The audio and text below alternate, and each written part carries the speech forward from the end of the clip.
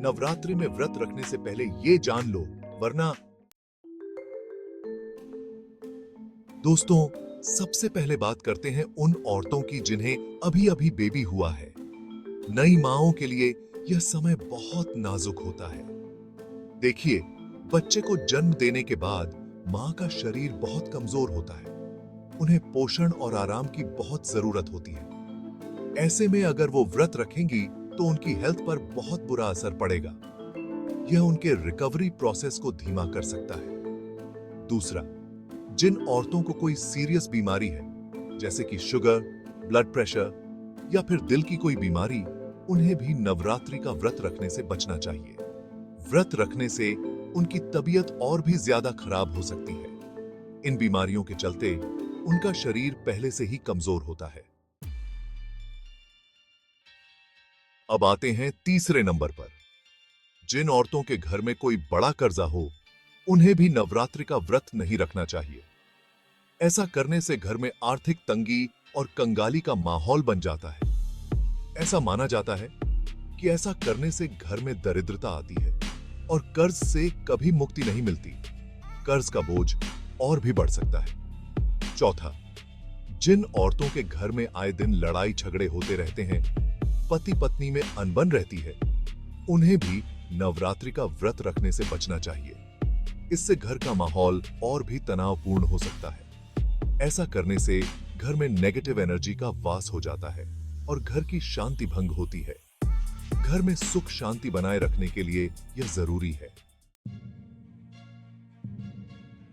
और अब आखिर में पांचवा और सबसे महत्वपूर्ण, जिन औरतों के पति का बिजनेस ठीक से नहीं चल रहा, उन्हें भी नवरात्रि का व्रत रखने से बचना चाहिए।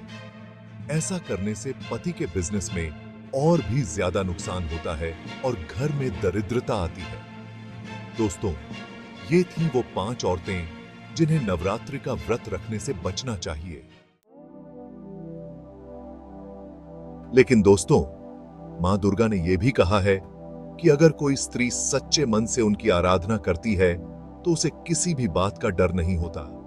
मां दुर्गा कहती हैं कि अगर तुम सच्चे मन से मेरी भक्ति करोगी तो मैं तुम्हारे सारे कष्ट दूर कर दूंगी।